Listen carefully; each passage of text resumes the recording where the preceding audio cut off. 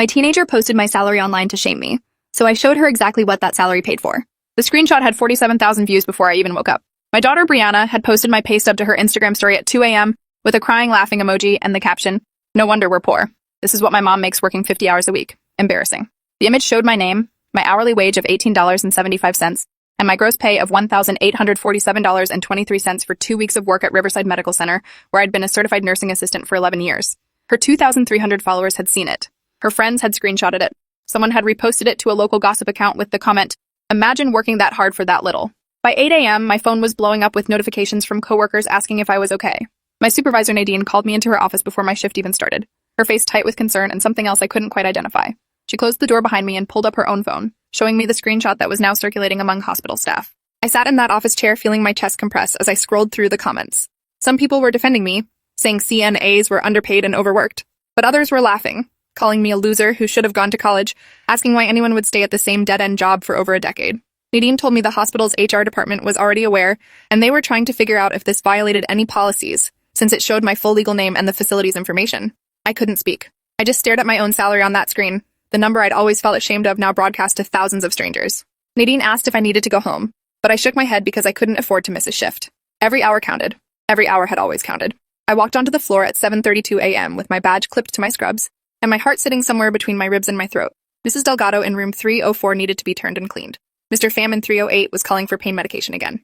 Life in the hospital didn't stop because my 16-year-old daughter had decided to humiliate me online. I changed adult diapers and monitored vital signs and helped patients walk to the bathroom while my phone kept buzzing in my pocket with every new comment and share. By my lunch break, the post had been taken down from Brianna's account, but the damage was already done. Screenshots lived forever. I sat in the break room with a sandwich I couldn't taste, watching a younger CNA named Destiny scroll through her phone and then look up at me with that particular expression people get when they've just seen something about you online. She didn't say anything. She didn't have to. I called Brianna during my 15-minute break, standing in the stairwell where no one could hear me. She answered on the fourth ring with a sigh so dramatic I could picture her rolling her eyes. I asked her what she was thinking posting my personal information like that. She said it wasn't personal because everyone knew I was broke anyway. She said her friends' parents all made way more money, and she was tired of being the poor kid in their group. She said maybe if I'd done something with my life instead of wiping butts for a living, she wouldn't be so embarrassed to be my daughter. I stood in that stairwell listening to my own child speak to me like I was nothing. Like the sacrifices I'd made, the shifts I'd worked while sick, the overtime I'd taken to pay for her dance lessons and her braces and her iPhone didn't matter. The line went dead before I could respond. She'd hung up on me.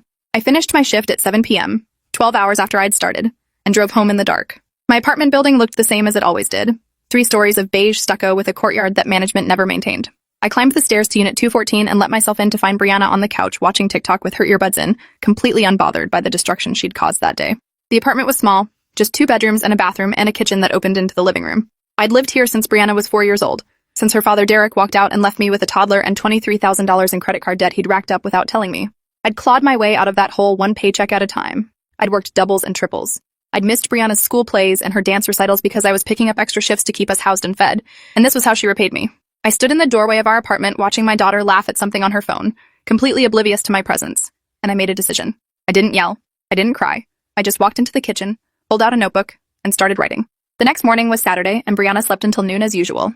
I was up at 6 a.m. because my body didn't know how to sleep in anymore after 11 years of early shifts. I sat at the kitchen table with my notebook and a calculator, working through numbers I'd never shared with her. When she finally emerged from her room around 12:30, hair tangled and phone already in hand, she found me waiting. The kitchen table was covered in papers, bank statements, bills, receipts from the past 3 months. She looked at the mess and asked what was going on, her voice carrying that edge of teenage annoyance that had become her default setting. I told her to sit down. She rolled her eyes and said she was meeting Jade at the mall in an hour. I told her to sit down again, and something in my voice must have changed because she actually listened. She dropped into the chair across from me, still clutching her phone, and waited with obvious impatience for whatever lecture she assumed was coming. But I didn't lecture her. I slid the first paper across the table instead. "This is our rent," I said. $1,450 per month. I pointed to the line item on my bank statement showing the automatic withdrawal. "This apartment, these 2 bedrooms, the roof over your head. That's $725 per paycheck, almost half of what you saw on that pay stub you posted." Brianna blinked at the paper but didn't respond. I slid the next document across. "This is our electricity bill. $127 last month, which was actually low because I've been keeping the thermostat at 78 to save money even though I know you complain about being hot. This is the internet bill. $65 per month, which you need for your homework but also for all the streaming you do. This is my car payment. $287 per month for the Nissan that gets you to school and dance in your friends' houses. This is the car insurance, $156 per month, which went up after I added you as a driver. This is the gas I put in that car, about $200 per month depending on prices. Are you following me so far?"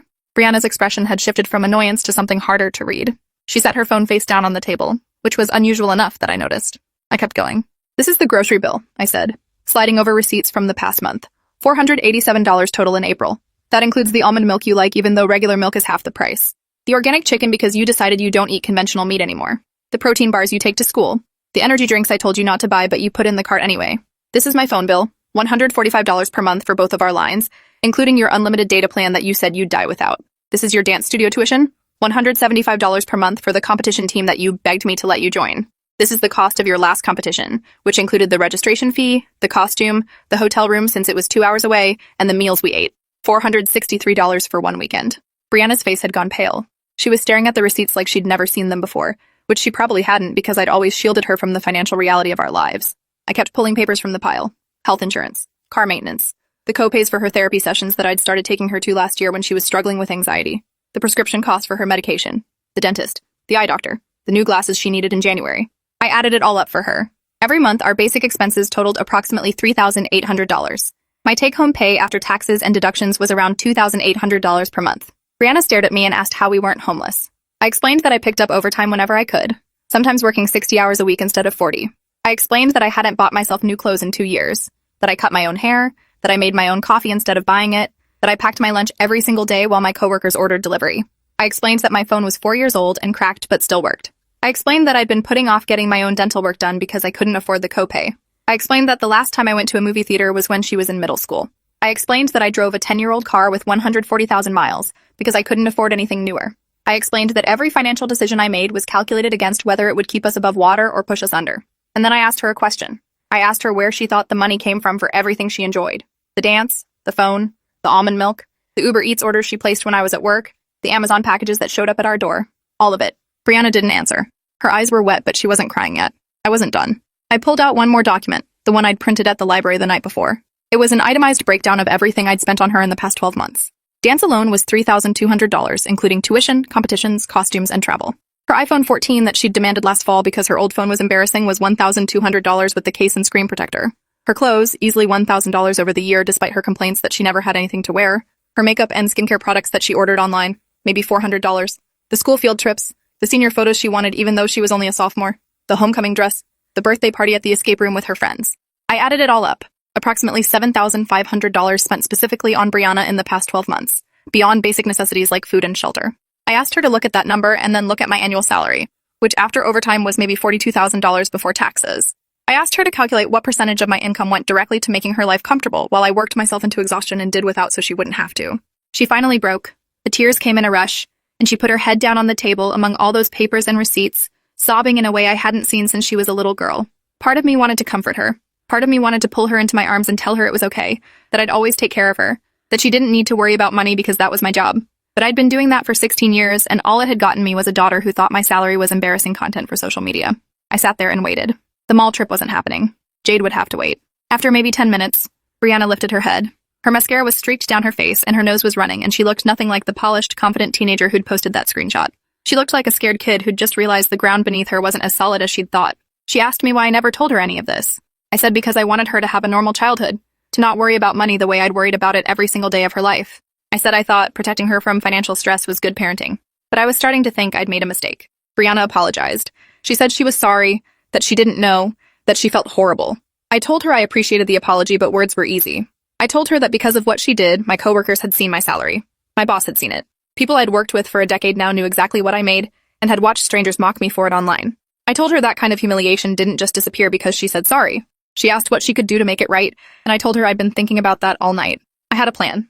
She wasn't going to like it, but she was going to understand exactly what that salary paid for by experiencing what life looked like without it. Starting immediately, she was going to learn what it meant to live on $18.75 an hour. The color drained from Brianna's face. She asked what I meant, and I explained that for the next 3 months, she was going to participate in running this household. She was going to see every bill, every expense, every financial decision. She was going to help me budget, help me plan meals around sales and coupons, help me decide what we could afford and what we couldn't. And she was going to get a job. She tried to protest that she had dance and school and friends.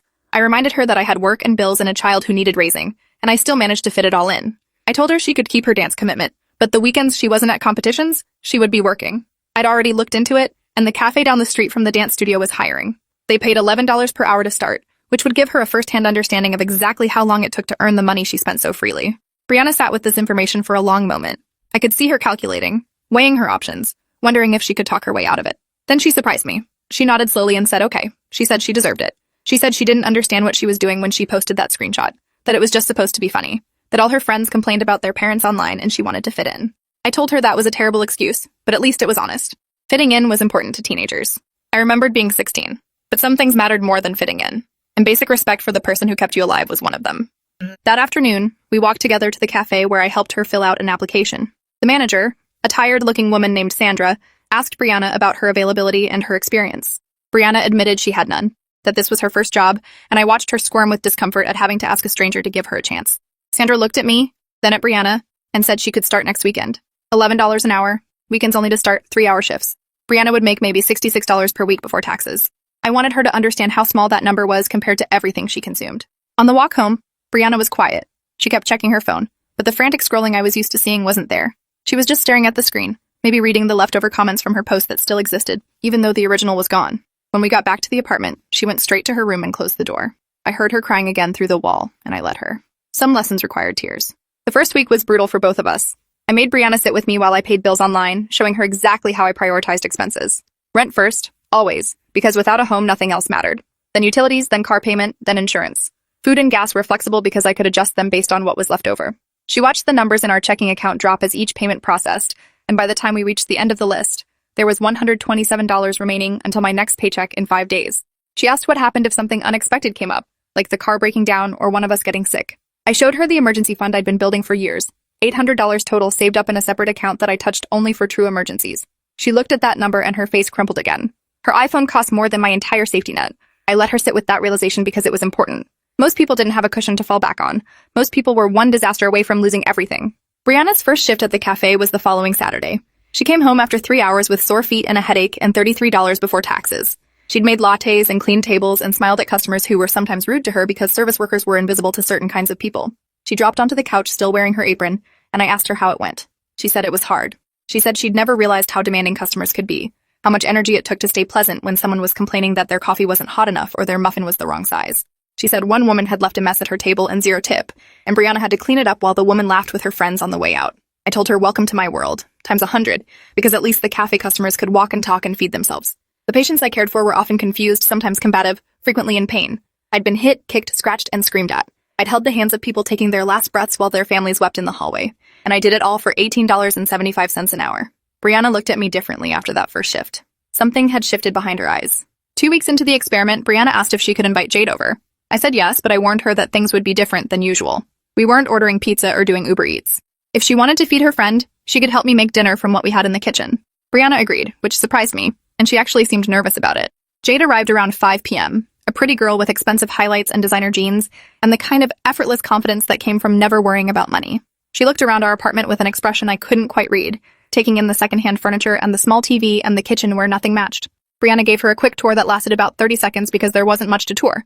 Then they came back to the kitchen where I was teaching Brianna how to stretch a pound of ground beef into a meal that would feed 4 people by adding rice and beans and vegetables from the freezer. Jade watched us cook with obvious confusion. She asked why we didn't just order something, and Brianna explained that they were saving money. When she realized it wasn't, she got quiet. Dinner was awkward. Jade picked at her food and kept checking her phone, probably texting her other friends about how weird this was. Brianna ate everything on her plate without complaint, which was new. After dinner, they went to Brianna's room, and I could hear them talking through the door. I wasn't trying to eavesdrop, but the apartment was small and their voices carried. Jade was asking why Brianna had been so weird lately, why she never wanted to hang out at the mall anymore, why she'd taken a job at a cafe instead of asking her mom for money. Brianna's voice was harder to hear, but I caught fragments.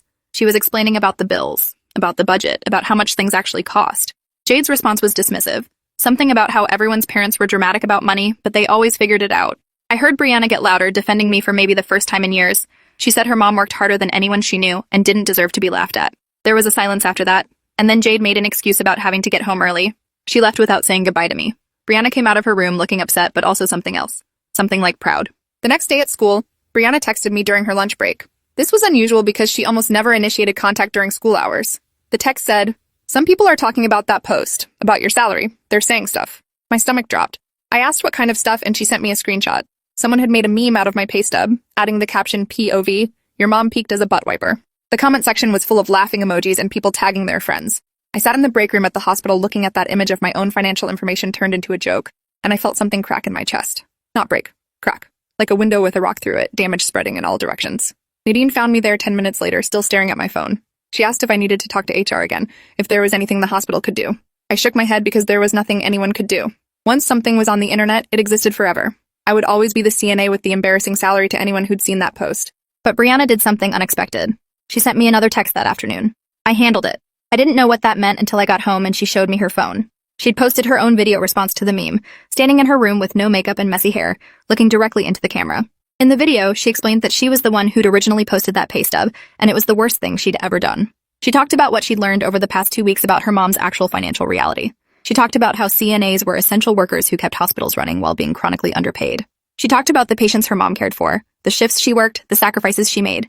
She said her mom wasn't embarrassing. She said her mom was a hero. And she apologized publicly, not just to me, but to every service worker who'd ever been mocked for their income. The video had 12,000 views already. The comments were different this time. People sharing their own stories of underpaid work. People defending CNAs and nurses and caregivers. People calling Brianna brave for admitting she was wrong. It wasn't a solution. It didn't erase what had happened. But it was something. Week 4 brought a new challenge. Brianna got her first paycheck from the cafe. $89.47 after taxes for 12 hours of work across 4 shifts. She held that slip of paper and stared at it like she couldn't believe the number was real.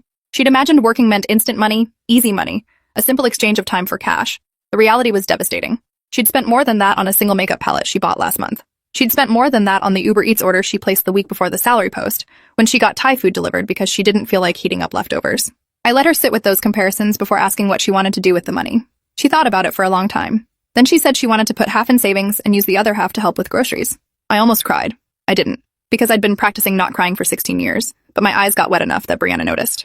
She hugged me, something she almost never did anymore, and said she was so sorry, that she had no idea, that she wished she'd understood sooner. I hugged her back and felt something that had been tight in my chest for years start to loosen just a little. But the financial education wasn't the only consequence of her post. The viral nature of the original screenshot had reached people I'd hoped would never see it. Derek, Brianna's father, texted me for the first time in 3 years. He said he'd heard about the situation and wanted to help. I laughed out loud at my phone. Derek, who'd left when Brianna was 4. Derek, who paid child support sporadically when he felt like it. Who owed me over $15,000 in back payments the court never enforced. Derek, who'd remarried a woman with money and now lived in a house with a pool while his daughter and I scraped by in a 2-bedroom apartment. He wanted to help now that our struggle had become public entertainment. I told him where he could put his help, using words I rarely used, and blocked his number. Brianna saw my reaction and asked what was wrong. I showed her the text. Her face went through a complicated series of expressions, anger and hurt, and something that looked like longing. She missed her dad, even though he'd abandoned her. Kids always did. I told her he wasn't worth missing, but I knew that didn't help. The school situation escalated the following week. Brianna came home with a notice that she'd been called to the counselor's office. Apparently, some parents had complained that the original salary post was cyberbullying, and the school wanted to investigate. I went with her to the meeting, sitting in a small office across from a counselor named Mr. Okafor, who looked uncomfortable with the whole situation. He explained that while the post had been directed at me and not another student, several parents felt it created a hostile environment by mocking someone's income level. They wanted Brianna to face disciplinary action. I asked what kind of action. He said they were considering a 3-day suspension. My blood went cold. A suspension would go on Brianna's record. It could affect her college applications. It would punish her for something she'd already apologized for publicly, something she was actively trying to make right. I looked at Mr. Okafor and asked if the parents complaining were the same ones whose kids had reposted the meme, who had laughed at it, who had made additional jokes at my expense. He shifted in his chair and admitted that the situation was complicated. I made a decision in that moment. I asked Mr. Okafor for a day to prepare a response before any disciplinary action was taken. He agreed, looking relieved to delay the conversation. That night, I sat down and wrote a letter to the school board. In it, I detailed everything that had happened since the original post. I described the immediate humiliation. I described my workplace finding out. I described the meme that followed. But I also described what Brianna had done since then. Her apology video, her job at the cafe, the financial education she was undergoing, the genuine remorse she'd demonstrated. I argued that suspending her now would punish growth and accountability, the exact things we should be encouraging in teenagers. I sent the letter to the principal, the counselor, and every school board member whose email I could find. Then I waited.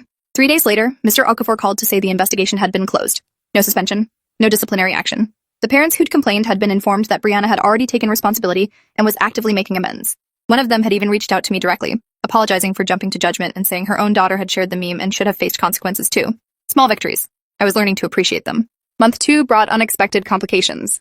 Brianna had been working every weekend at the cafe, getting better at making drinks, earning tips for the first time, learning to handle difficult customers without losing her composure.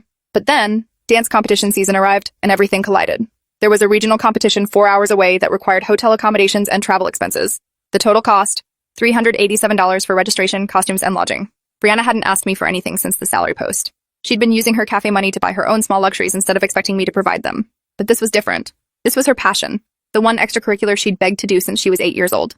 She came to me with the competition information, not demanding but asking, her voice small. She said she understood if we couldn't afford it. She said she could skip this one if necessary. She said she knew now what that money represented, how many hours of work it translated to, what sacrifices I'd have to make to come up with it. I looked at the forms in her hands and thought about everything she'd learned over the past weeks. The financial lessons had sunk in. She genuinely understood now. I told her we'd figure it out together. We sat down with the budget and looked for places to cut. She suggested canceling the streaming service she used the most. That saved $15. She suggested buying generic brands instead of name brands for the next month. That could save another $30 to $40. She suggested I could take her uniform to the cafe and pick up an extra shift or two over the next few weeks. I pointed out that extra shifts meant less time together, more exhaustion for her, more stress for both of us. She said she wanted to earn part of the money herself. She wanted to pay for her own registration with her cafe earnings, even if it took her entire savings. Watching her do the math, figure out she'd need 5 more shifts to cover the registration alone, I felt proud in a way I hadn't felt in a long time. This was what I'd wanted her to understand. Not that money grew on trees, but that it grew from labor, from sacrifice, from choices made every single day. We agreed on a plan. She would cover registration, I would cover the hotel and travel, and we would both cut back for the next month to make it work. The competition fell on a weekend in late May. We drove the 4 hours together, something we hadn't done in years without fighting. The landscape changed from urban to rural, strip malls giving way to farmland and small towns. Brianna controlled the music for the first half, then let me choose for the second half. We talked about things we'd never discussed before. Her anxiety about junior year coming up, my own high school memories, which were more troubled than I'd ever admitted to her, her hopes for college, which had always seemed abstract but now felt more real because she understood what it would cost and was already thinking about scholarships and financial aid. I told her about my own abandoned college dreams, how I'd started a nursing program at 20 but dropped out when I got pregnant with her, how I'd always planned to go back but life kept getting in the way. She asked why I never told her that. I said because I didn't want her to feel like she ruined my plans. The silence after that admission lasted several miles. At the competition, I watched Brianna perform with her team. They were good, really good, moving in perfect synchronization to a song I didn't recognize, but that made my heart race anyway. When they finished, Brianna's face was flushed and happy in a way I hadn't seen in months. This was why I worked. This was what the overtime paid for. These moments when my daughter got to chase something she loved, when she got to be excellent at something, when she got to feel the joy of accomplishment. They placed second overall, which wasn't first but was still a trophy and a ribbon and proud photos with the coach. On the drive home, Brianna held that trophy in her lap and talked excitedly about what they'd do differently next time, what moves they'd perfect, how they'd win first place at the next competition. Then she stopped mid-sentence and looked at me. She said thank you. Not just for this trip, but for every trip, every costume, every lesson over the years. She said she finally understood what it meant that I'd made all of that possible. She said she'd never forget it again. But the consequences of her original post weren't done unfolding. 2 weeks after the competition, I got called into HR again. This time, it wasn't Nadine delivering the news, but a woman from corporate I'd never met. Someone with a tight smile and a tablet full of documentation. She explained that the hospital was implementing new social media policies in response to recent incidents. Employees and their family members could no longer post any identifying information about the hospital, including pay stubs, badges, uniforms, or facility names. Violation of this policy could result in termination. I pointed out that I hadn't posted anything, that my daughter had done it without my knowledge or consent. The HR woman acknowledged this but said the policy was being applied across the board. She said I wasn't in trouble, but I should be aware of the consequences going forward. She handed me a document to sign confirming I understood the new policy. I signed it with shaking hands, feeling like I'd narrowly avoided a firing that wouldn't have been fair, but would have been legal. Brianna felt terrible when I told her about the HR meeting. She said she hadn't thought about my job being at risk, only about getting attention online. I told her that was the problem with internet culture. Everything felt consequence-free because you were sitting in your bedroom pressing buttons on a phone, but real people lived on the other end of those posts. Real lives that could be destroyed by a joke that stopped being funny. She asked what she could do to fix it, and I told her there was nothing to fix. The damage was done. The policy was in place. All we could do was move forward and be more careful. She nodded and went to her room, and through the door I could hear her crying again. Part of me felt bad for being so blunt. Part of me knew she needed to understand the full weight of what she'd done. 16 was old enough to reckon with consequences. The summer arrived, and with it a change in Brianna that I almost didn't recognize. She'd been promoted to shift leader at the cafe, making $12.50 an hour now instead of $11. She worked 20 hours a week and saved more than she spent. She'd taken over grocery shopping duties, comparing prices and using coupons I'd taught her to find online. When her friends wanted to go to an expensive concert, she calculated the cost and decided it wasn't worth it, choosing instead to have them over for a movie night at the apartment. Jade had stopped coming around entirely. Brianna said they'd grown apart, that Jade didn't understand her anymore, that talking to someone who'd never worked a day in their life felt frustrating. New friendships formed with coworkers from the cafe, kids who understood what it meant to earn your own money, who didn't mock anyone for what their parents did. The shift was subtle but profound. My daughter was becoming someone different, someone more aware, someone kinder. But the past has a way of catching up. In July, Derek showed up at our apartment unannounced. He'd tracked down our address somehow, probably through Brianna's school records he technically still had access to. I came home from a shift to find him sitting on our building's front steps, looking older than I remembered, grayer and thicker around the middle. He stood when he saw me and started talking immediately, not even letting me get my keys out. He said he wanted to reconnect with Brianna. He said he'd seen her video online, the one where she apologized, and it made him think about what kind of father he'd been. He said his marriage had ended and he was reassessing his priorities. He said he wanted to make things right. I stood there in my scrubs, exhausted from a 12-hour shift, and laughed in his face. I asked where this desire to make things right had been for the past 12 years. I asked about the $15,000 in back child support he'd never paid. I asked about the birthdays he'd missed, the holidays he'd forgotten, the dance recitals he'd promised to attend, and then flaked on. He had excuses for everything. Work stress, his ex-wife controlling him, depression, distance. None of it mattered. Brianna heard us talking from her bedroom window. She came downstairs and stood beside me, looking at her father with an expression I couldn't decode. Derek lit up when he saw her, moving toward her with his arms open for a hug. She stepped back and crossed her arms. She asked him why he was here. He gave the same speech he'd given me, about reconnecting, about making things right. She listened silently, then asked one question. Did he know how much dance competitions cost? He blinked, confused by the non sequitur. She told him. She listed the registration fees, the costumes, the travel, the hotels. She said her mom had paid for all of it every year on $18.75 an hour. She said she'd posted that salary online to mock it, and she'd been wrong because that salary had given her everything, while his much larger income had given her nothing. Derek's face went through confusion, then embarrassment, then anger. He said he hadn't come here to be attacked. Brianna said she hadn't asked him to come at all. He left without another word, and we watched him go together. She reached for my hand as his car pulled away, and I squeezed it tight. August brought the anniversary of the original post. I didn't realize it consciously, but my body remembered, waking me at 2 a.m. with a racing heart. I got up and walked to the kitchen for water, and found Brianna already there, sitting at the table in the dark. She looked up when I came in and said she couldn't sleep either. We sat together in silence for a while, two people who'd been through something hard together and come out different on the other side. She asked if I'd forgiven her. I thought about it carefully before answering. I said forgiveness was complicated. I said I understood now that she'd been young and thoughtless, not malicious.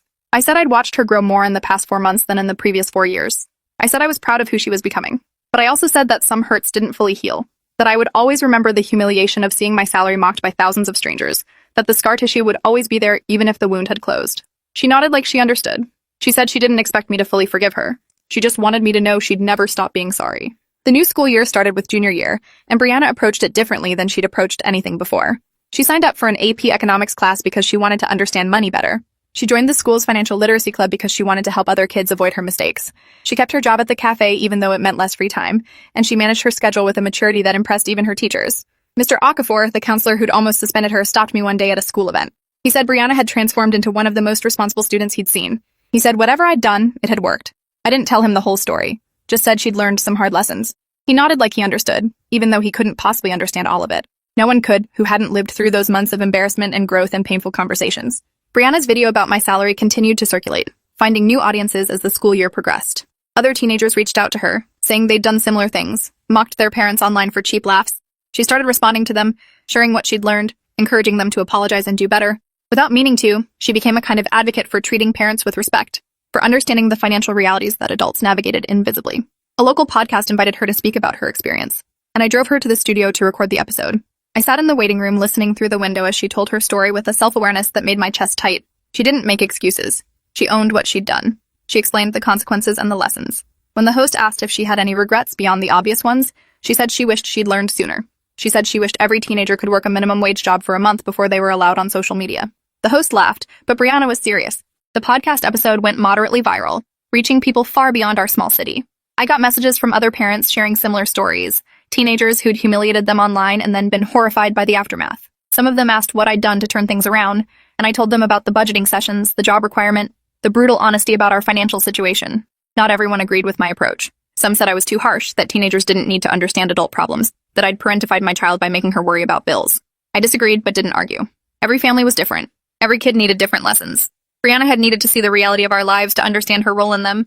That might not be true for every teenager, but it had been true for her. The proof was in how much she'd changed. The holidays that year felt different from any I remembered. Brianna insisted on helping with Thanksgiving dinner, researching recipes that used affordable ingredients, planning a menu that would stretch across multiple meals. She invited her cafe friends over since many of them didn't have big family gatherings to attend. The apartment was full in a way it hadn't been in years. Young people laughing and eating and playing card games in the living room. I watched from the kitchen doorway, this life I'd built on $18.75 an hour, and felt something close to peace. The money would never be enough. The struggle would never fully end. But we had what mattered. Each other, community, a shared understanding of what it took to survive. Brianna caught me watching and smiled in a way that reached her eyes. She came over and hugged me in front of everyone, whispering that she loved me.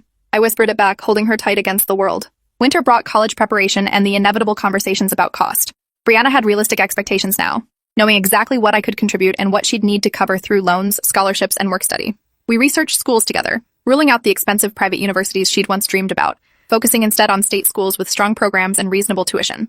She applied for every scholarship she could find, writing essays about financial literacy, about learning from mistakes, about understanding the value of labor. Her grades were strong. Her extracurriculars were solid. Her story, painful as it was, had become a strength. She turned 16 years of ignorance and 4 months of brutal awakening into compelling personal statements that admissions officers couldn't ignore. The acceptance letters came in March. 4 schools wanted her. 2 offered partial scholarships. 1, a state university with a good business program, offered enough aid that she could graduate with minimal debt if she worked part-time and lived frugally. We cried together when we read that letter, sitting at the same kitchen table where I'd first shown her the reality of our finances. She kept touching the paper like she couldn't believe it was real, this future that had opened up because she'd learned to see beyond herself. I thought about all the hours I'd worked, all the meals I'd skipped, all the new clothes I hadn't bought. It added up to this moment, this letter, this daughter who would go further than I ever had. The salary she'd mocked had built a foundation for her to stand on. 6 months after the original post that destroyed and then rebuilt our relationship, Brianna gave a speech at her school's financial literacy fair. I sat in the audience with other parents, many of whom I recognized from the PTA meetings I'd attended for years. Some of them had seen the original salary post. Some had probably laughed at it. Now they were watching my daughter explain the difference between needs and wants, between gross and net income, between building credit and destroying it. She used our story as a case study, anonymizing details but making the lessons clear. Teenagers needed to understand that their parents' labor translated directly into their comfort. Mockery had real consequences. Gratitude wasn't optional. When she finished, the applause was genuine. Parents came up to me afterwards saying they wished their kids had half the maturity Brianna had developed. I wanted to tell them that maturity came from pain, from mistakes, from hitting bottom and choosing to climb back up. But I just smiled and said thank you. The day before Brianna left for college, we sat together in the living room of our small apartment. She'd packed everything she owned into boxes that waited by the door. The Nissan was loaded with her bedding and clothes and the mini fridge we'd bought at a thrift store. We weren't fighting. We weren't crying. We were just sitting, mother and daughter, in the home where she'd grown up despite everything working against us. She asked if I remembered what I'd said that first day, when I'd shown her all the bills. I said I remembered every word. She said she'd been thinking about it lately, about how that conversation had changed the entire trajectory of her life. She said if she hadn't posted that screenshot, she might have coasted through high school oblivious, gone to college expecting someone else to pay for everything, struggled when reality finally hit her. She said in a twisted way, she was grateful for her mistake because it had forced her to grow up. I told her that was a very mature perspective. I also told her not to recommend public humiliation as a growth strategy. And the morning she left, we hugged in the parking lot of her dorm, while other families unloaded their own cars around us. Some of those parents drove new SUVs loaded with brand new furniture. Some of those kids had never worked a day in their lives. Brianna looked at them without envy, just acknowledgement. She'd chosen a different path, one paved with cafe shifts and budgeting spreadsheets and a deep understanding of what things actually cost. When we finally let go, she told me she'd call every Sunday. She told me to take care of myself, to maybe buy some new clothes, to consider using some of the money I usually spent on her for myself instead. I laughed and said old habits were hard to break, but I promised to try. She walked into her dorm building carrying everything she needed, everything I'd been able to give her, everything she'd learned to earn on her own. I drove home alone in the Nissan with 140,000 miles, past the hospital where I'd work my next shift in 2 days, past the cafe where Brianna had become someone new, past all the ordinary places where our extraordinary year had unfolded. 3 years later, Brianna graduated with honors and a job offer from a financial planning firm that specialized in helping low-income families build wealth. She'd turned our experience into a career, my salary into her mission.